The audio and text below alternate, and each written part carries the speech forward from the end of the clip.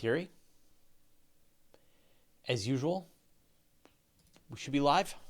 Wait for some kind of confirmation from the audience, some kind of acknowledgement of our existence to make sure that, man, we got to change your lighting setup. I'm telling you, man, I'll give you a hand with that. Am I too what? Too shiny? Top lit. Well, that's like a halo effect, isn't it? Oh, perfect. All right. Hey, everybody. Welcome to another unusually scheduled open space. This week, although, I mean, I know we just did open space like 12 hours ago. I don't control when my guests choose their times, so it's completely random. This week, I'm joined by Christian Cotichini from HeroX. Christian, how's it going? Good. How about you? Good. So before we get into the meat of the interview, I think it's really important for us to set aside a bunch of disclaimers because this is a minefield of sort of compromise here. As to, I need to maintain my journalist integrity. So first, Christian, you are one of my longest time friends. We are childhood friends. Grew up in the same neighborhood in Vancouver, and were thick as thieves for most of our lives. Have worked on several businesses together, hmm from various software startups and technology. So you were the best man at my wedding. So it's important to say that I am keenly interested in and hopeful for the continued success of everything you work on. And if I hmm have to use my platform to help push that agenda, I'm all for it. The other thing to get set aside is that I used to work with HeroX about, I don't know, like 3 years ago, 4 years hmm ago. hmm I came in for a couple of years and helped you guys out. And I have a little bit of stock in the company. So now hmm that you are all sort of aware of all of my acknowledgments, let's get into the interview. How are you? How's it going? It's been a while since we've talked. I know. Great. Great. Things are great. I mean, other than 2020 and Yes, all yeah, of of that. course. 2020, apart from 2020. So for anyone who doesn't know who are you? What do you do? Well, I've been a long time tech entrepreneur, Fraser, as you alluded to. But my latest big project has been HeroX, and really the opportunity that we saw was, we invented this thing called the internet, and it's been transformational in so many ways. Changes the way we buy a charging cable, changes the way we brag about vacations, changes the way a lot of people date, and a lot of other things. But what it hasn't really done is change the way we collaborate and innovate at scale. And the world is accumulating a lot of problems. Network effects, exponential technology creates accelerated disruption. Things aren't going to slow down anytime soon, and many organizations are still trying to solve their problems using largely traditional old school methods, HR departments and blah blah, Yeah. and we're all 2 clicks away from each other. So why can't we be using the internet to collaborate powerfully, to access talent, to get the best ideas, to invite people who want to solve a problem at scale? That's traditionally called crowdsourcing. Crowdsourcing has been one of the big things predicted by all the futurists when the internet was kind of new and fresh and young, and yet it hasn't really realized its potential. So I like tough problems. So we, decided, hey, let's figure this out. Let's create a platform, and let's see if we can make crowdsourcing mainstream, Yeah. where every organization will complement their in-house talent and skills with the unbelievable capability of the human species. And I think it's really important to set the stage here that the model for HeroX comes from the XPrize, which I know all of the audience is very familiar with. The XPrize.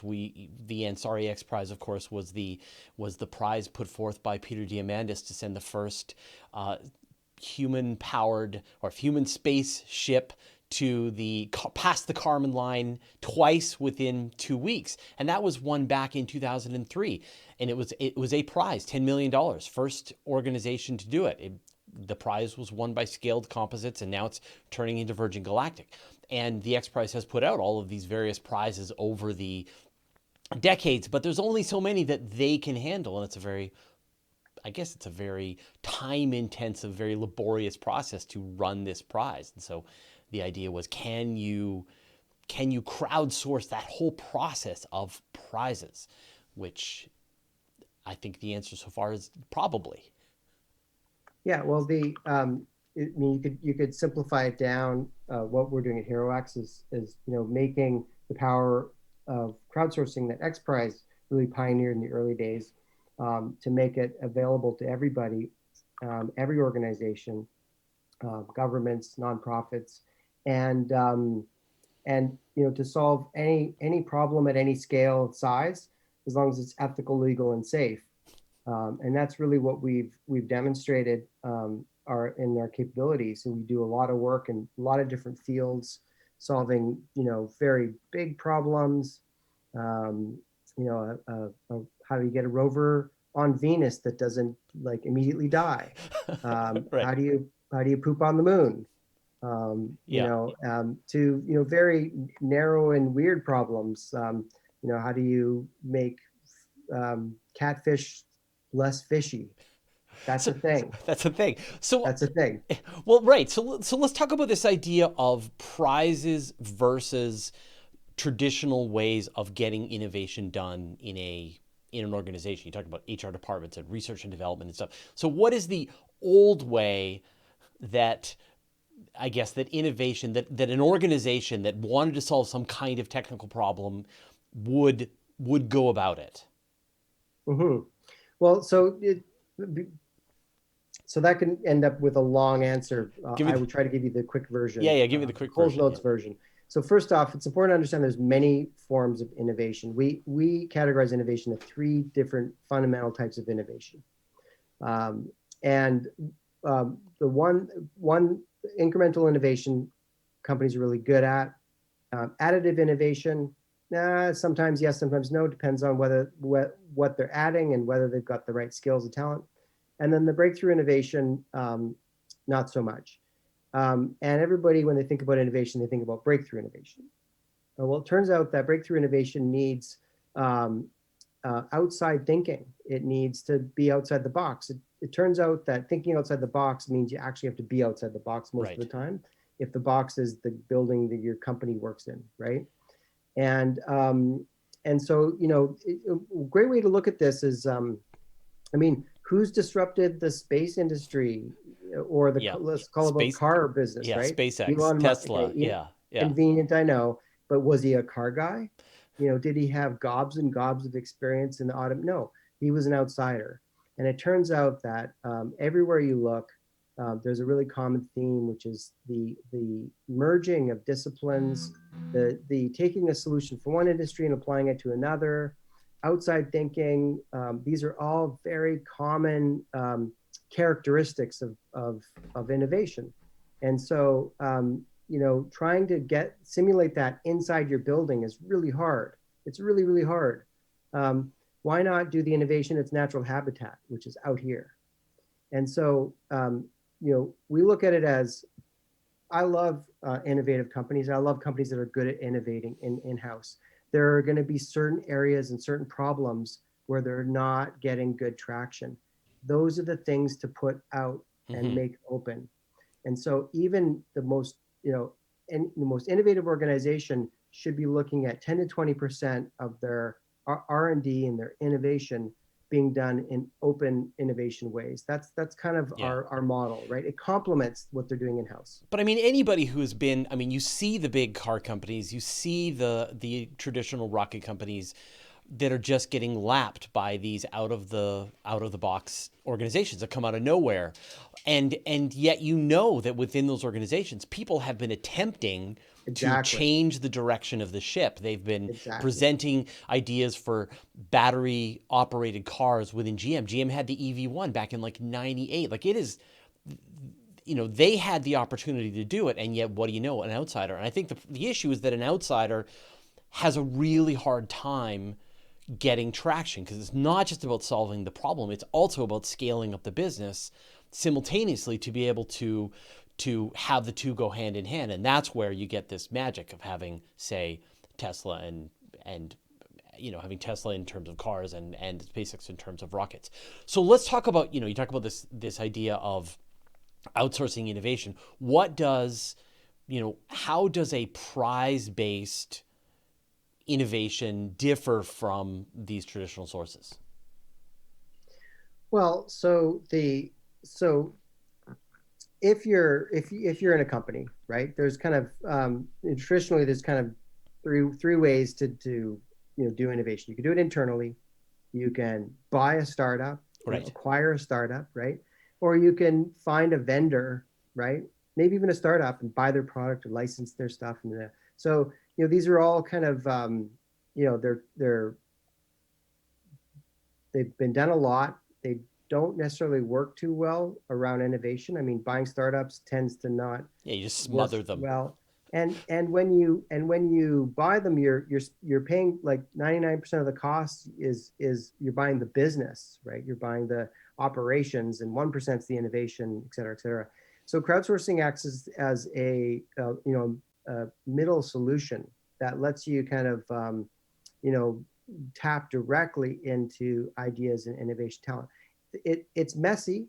You get lots of ideas, et cetera, et cetera. The prize part is not the thing that we focus on. You're doing an open call and you're incentivizing it. Mm-hmm. And there's many ways of incentivizing it, but obviously money is a pretty important part, especially if your ask is pretty big, right? But what's really important about it is the idea that I'm going to share a problem that I have that I care about solving. I'm going to prove I care about solving it by offering a bounty Mm-hmm. for solving it. But I'm going to invite anybody who thinks they can solve it to solve it. And that's an extremely attractive model. Are people going to make a full-time living wage solving prizes? No. That's not what we're doing. There are other platforms for gigs and that type of thing. This is an opportunity for somebody to do a couple times in their life to prove that they've got talent in a certain area, weaponize a hobby, Right. have one of those ideas like, oh my God, I have the best idea, and actually apply it. Right. It changes the trajectory of their resume, of their career. It lets talent trickle up to the top. It helps people find their hero's journey in their careers. But we see this all the time now, and I think it required the internet as a way to allow all of us to be connected at the same time. That there is a challenge that someone says, and I always like to give these examples. Like, imagine anyone that's ever had their bicycle stolen. Yeah. Imagine, what would an unstealable bicycle lock look like? Yeah. And what if you let the entire planet think of an idea for an unstealable bike, or a bike lock that could protect a bike? And what would that look like? And then you'd say, and then what would that be worth to the planet, right? Mm-hmm. That bicycle thievery would end. Mm-hmm. And so I think that, in the traditional sense, some company, Kryptonite or whatever, they sit down and think, like, we're going to come up with a new kind of lock, and then they're going to try to design it, and maybe it'll work, or maybe they're going to acquire some outside company. But if you just say, hey, we'll pay $1 million for the delivered working solution, no fuss, no muss, and then you get 10,000 people showing up with prototypes, and one of them is going to be the best idea out of that whole bunch. And so, I've always been really excited by this idea. Let's talk about some of the ideas. And, obviously we focus on space and astronomy here on Universe Today. Let's talk about some of the prizes that you're doing with NASA, because NASA has been one of the best proponents of doing prizes for years, for decades. They've been great. So let's talk about some of their prizes.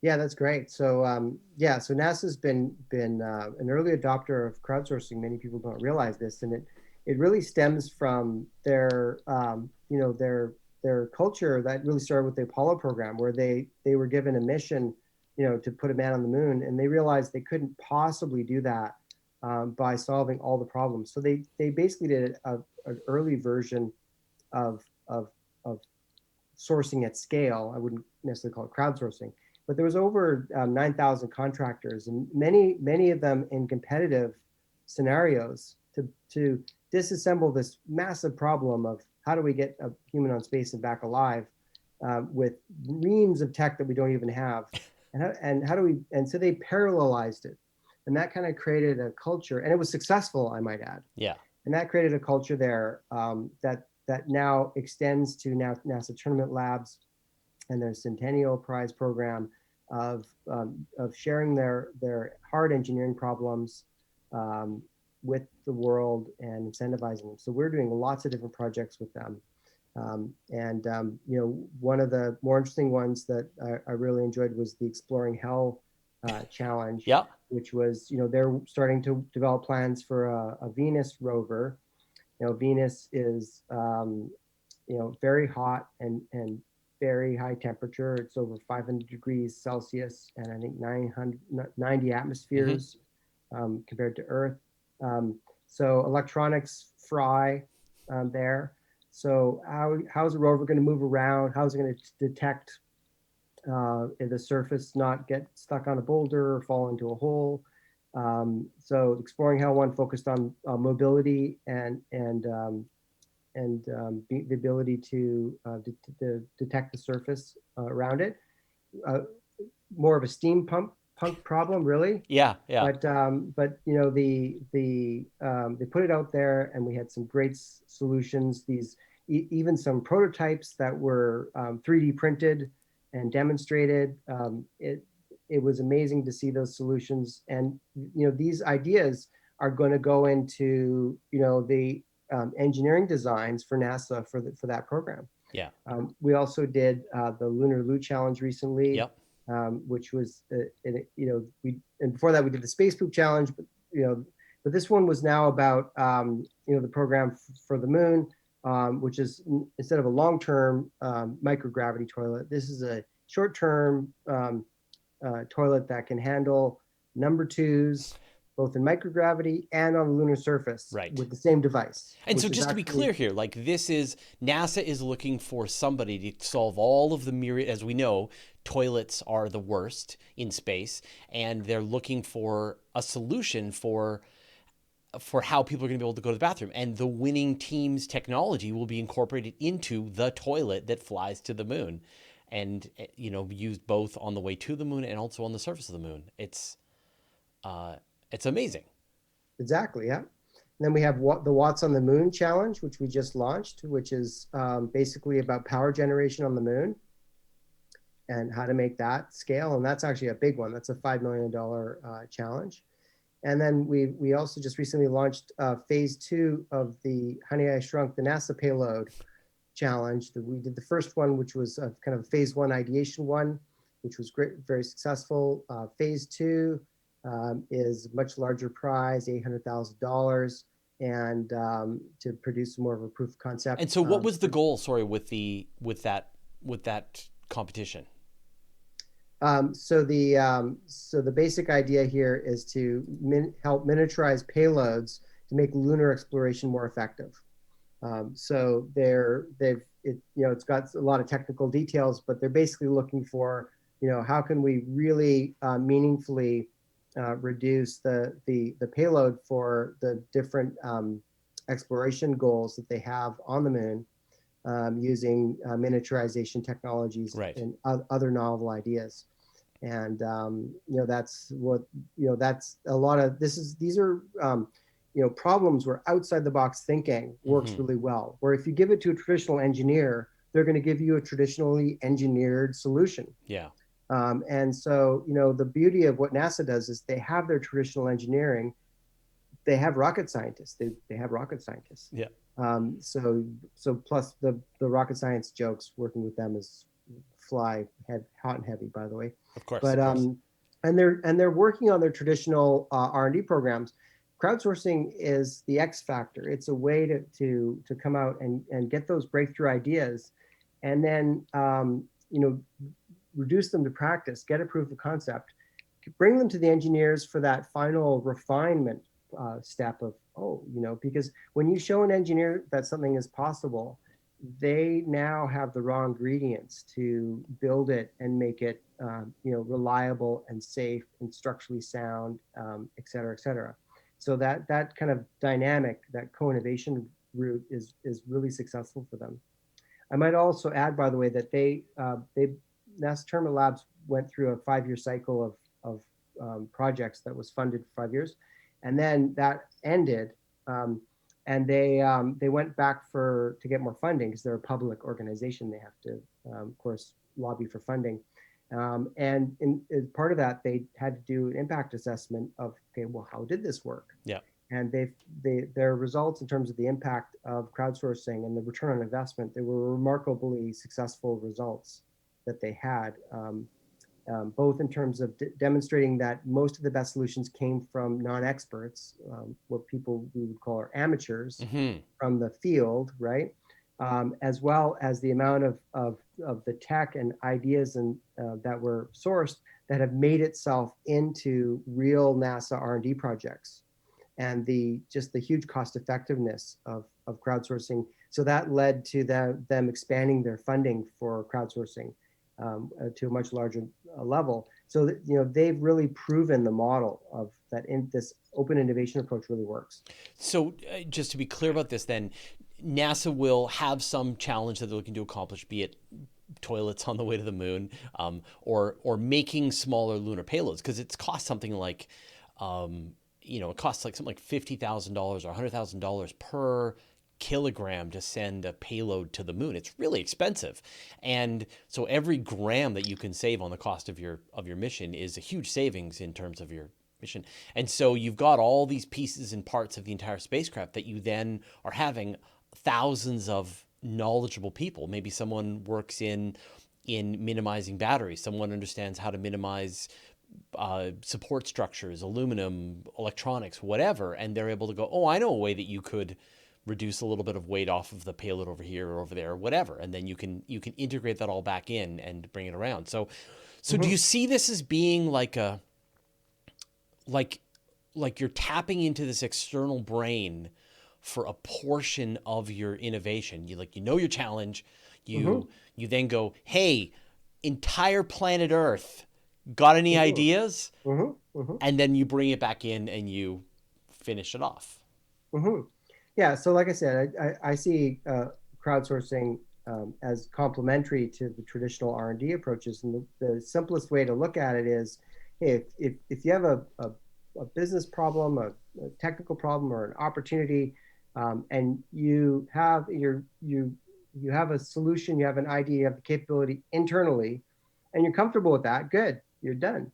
But where you don't, where the talent isn't accessible, where you have maybe an intuition, hey, this should be solvable, but we don't know how to solve it. Yeah. Or like what if we could cut our payload in half, then this is an opportunity for open innovation. And a good organization will look at both streams, keeping both streams full, right? Meaning, yeah, let's keep our innovation roadmap internally full, and let's have an ongoing program for open innovation that's feeding new ideas to us. Let's keep both streams full, and maximize our ability to innovate and to move as fast as we can. Speed is a big factor for organizations that can't, if you can't move fast enough. Look how long it's taken for traditional car makers to deliver electric cars. It takes a long time. Organizations move quickly. Do you remember Blockbuster? Yeah. They had about a 10-year warning on streaming video. Like literally, they had lots of warning. Yeah. Right? It's not like they were blindsided one day. Like, oh, like bandwidth was predictably increasing. You could literally draw a line on a graph that says, HD video streaming happens here. And yet they weren't able to change fast enough. And there's classic examples of that happening over and over again. Kodak invented the digital camera, and the digital camera made them bankrupt. Right. And so, at this point, there's been enough companies that have gotten value out of this process.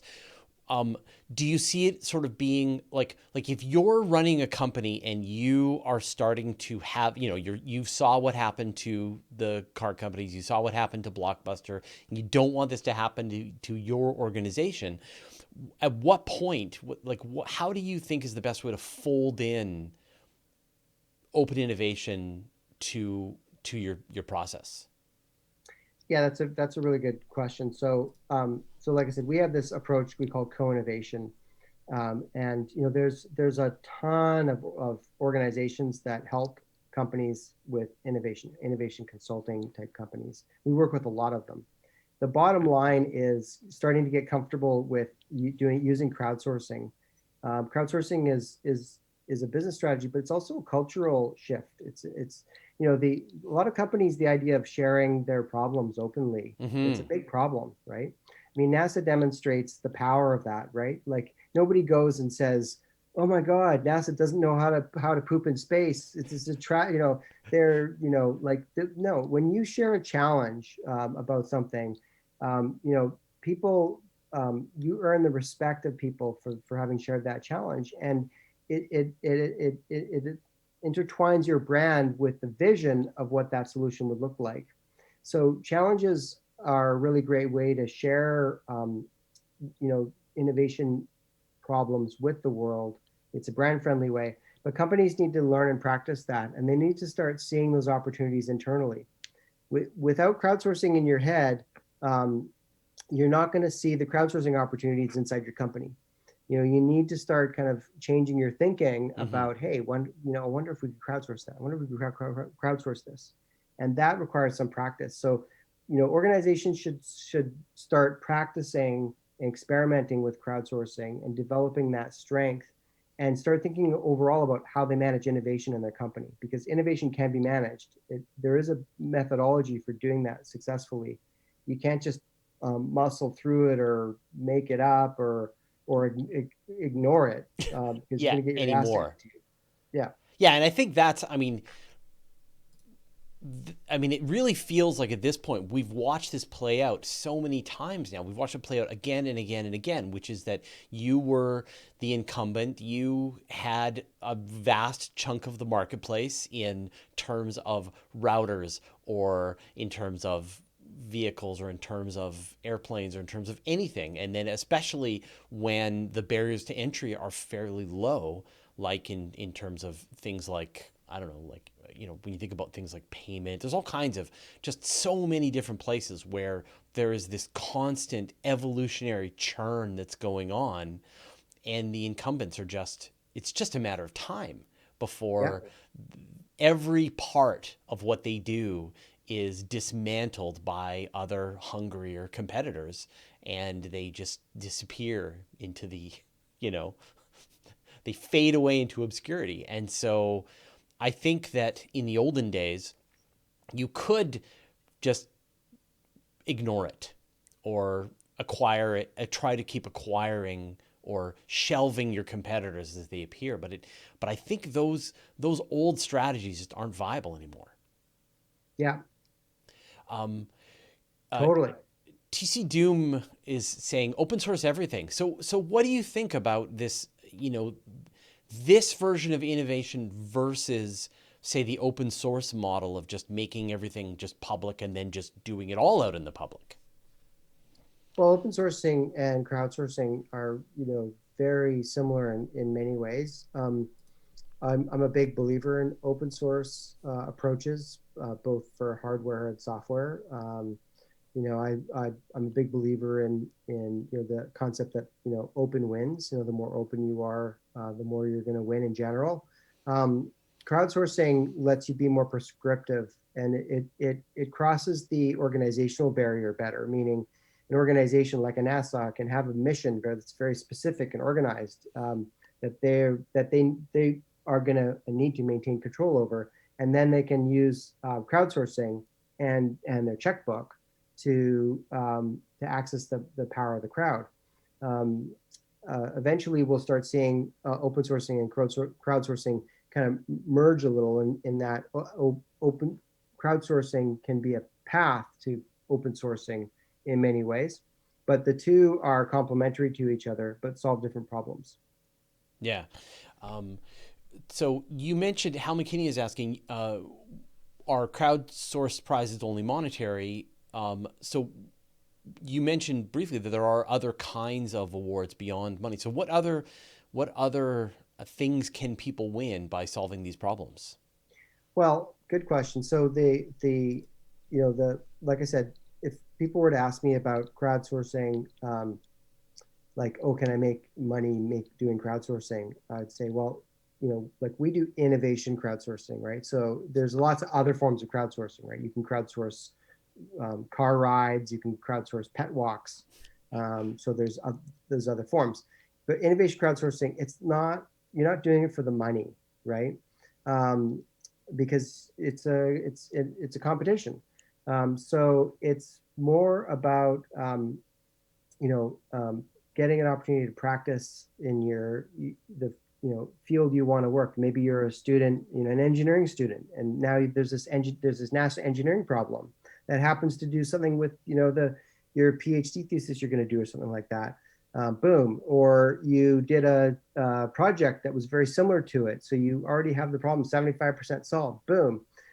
So there's a lot of like the non-monetary incentives, right, to do it. Being recognized as as a winner or a finalist on a NASA challenge, that's something you put on your resume, right? So there's a lot of reasons to focus on the intrinsic motivations that people would have for crowdsourcing. The money part is important because it legitimizes your ask, right? I mean, if you go and say, "Oh, solve this big problem for me for $1," people Yeah, would rightfully see it as an illegitimate request. right. So we always try to balance the ask with the monetary component, but we also want to make sure that we're tapping into intrinsic motivations, intrinsic benefits for doing that. We have a lot of youth categories that we encourage for the more technical challenges. They add a youth category, and those often are more for engagement with students in STEM. They're more kind of creative and ideation based, and they offer swag or opportunities to participate in an event or meet with an astronaut or those kinds of things for fun. What do the internet tends to accelerate everything, and many different ideas are carried out to their logical conclusion. And I think here we are now. We've seen both the good and the bad of just seven, I guess right now, whatever 3 billion minds all connecting up to the internet, and another 3.5 billion coming. What do you think the future holds for this methodology? Say we're 20 years, 50 years, 100 years down the road.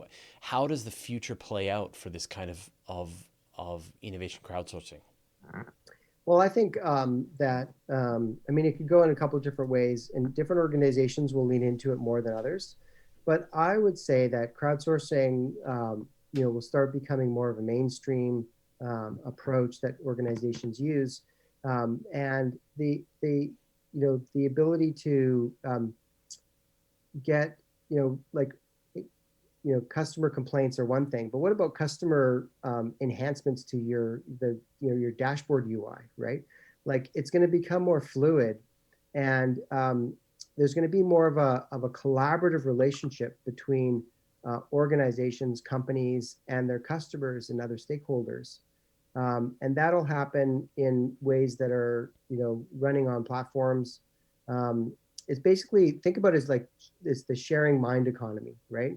um, People won't be just working for one company, but they'll participate in multiple crowds, and Yeah. they'll act as a more of a sticky life cycle. Gigs will often be earned by working on crowdsourcing projects, almost like an audition step, and then getting those gigs. Reputation scoring will also blend into crowdsourcing more, and a lot of recruiting. A lot of organizations will hire people based upon crowdsourcing projects instead of how well you did on your interview. Right. I mean, an analogy that I like to think about is like even the app market on your phone. That when phones were first released, when Jobs released the iPhone, he wasn't even sure that he wanted to have an app store. It was just going to be Apple apps running on the App Store. But then they said, okay, fine, we'll allow other people to make apps on this platform. And then suddenly there were thousands, and then there were millions, and there are entire companies that appeared relatively overnight because there was this existing marketplace that they could come up with the idea, they could deploy into this environment, and then they could see whether or not their idea could stand amongst this crowded marketplace. And right now it is very much like just the way I problems get solved. Like just at its most basic is this very archaic system when we're not taking advantage of the brain power of just the entire brain. And it is and so every time you see one of these, let's talk about some examples. And we talk about some NASA examples. What is like your favorite, even not NASA, like give me some other examples of prizes that have just demonstrated the power of this idea. So what was the question? Give me another example, like Another example. your best example of a prize, maybe some recent prizes that have come through that really just demonstrate the power of the crowd, like how much of an impact it's had. Well, I talked a lot about the NASA Yeah, ones, apart but from the NASA ones, yeah. we reported on them quite a bit on Universe Today, but as some other stuff that's maybe ecology related or things like that. Well, one of the really great ones was the New York Department of Health did a sustainable living challenge for they've got an aging population. So how can we help the elderly live autonomously longer? And they were really wanting to engage with college and university students. Now, a lot of them have grandparents, and they've had those experiences. And so they came up with some amazing solutions that were just great. A lot of them moved into product development. One of them, for example, was the ability to 3D print a handle, like a rubberized handle you could put onto knitting needles or forks for people who have mobility problems. Yeah. And another one was a pneumatic pillow, basically, or a back rest that could help you rise up from a couch. That's things cool. like that. So super, pragmatic solutions, super simple solutions using different technology approaches that could make a real difference, for the elderly and living autonomously longer, living at their house longer. So, that was really good. So what is the process for I guess an organization if they want to try to implement some of these challenges? Well, so they can reach out to us, and we can we can walk them through a workshop on how to start thinking about crowdsourcing projects, how to do innovation. We also have a large partner network of organizations that specialize in helping people with innovation and coming up with crowdsourcing challenges. Often when you're doing your first one, it's good to have somebody who has experience designing, or if you think about what crowdsourcing is, you're kind of gamifying a problem, right? And so there's a set of like techniques to do that, and kind of approaches to approach that properly. Just reach out to us, reach out to me, Mm-hmm. and be happy to help you guys. What are the gotchas? So, people talk about like who owns the intellectual property and what are the ways that people game the system. If it is a system that can be gamed, what are some of the big gotchas that you guys have discovered having run so many of these challenges? Yeah, well, transparency is first off the most important thing, right? Is being clear about things like how's intellectual property going to be handled, and the guidelines and terms and conditions. It's really important to be transparent so that people who want to participate are informed and participants, and they understand exactly how the rules go. That's one.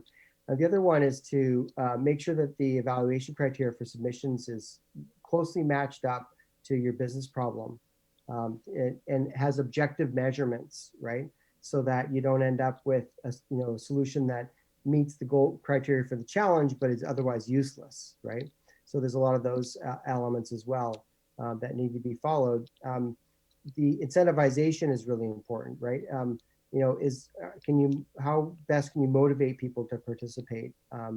People are incentivized mostly by their own desire to solve those problems.